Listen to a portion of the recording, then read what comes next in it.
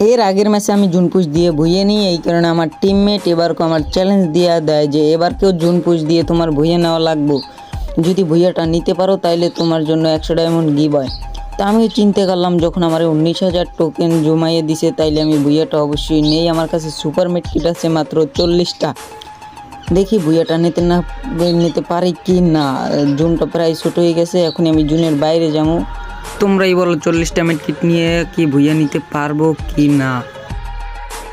দুটোটা damage দিয়ে দিছি, ওই জুন ছোট হয়ে গেছে পুরো ভাই। দেখো ভাই আমার ড্যামেজ দিতেছে সাইরো দিক দিয়ে ভাই, আর অল্প কিছু ড্যামেজ দিলি আমার গাড়িটা ফাইটে যাইতো ভাই, কোনো রকম বাইসে আইছি। এই ম্যাচটা যদি ভুইয়া হয়ে যায় তাইলে তোমরা টিকটকের ফলো দিয়ে একটা লাইক করে যাবা।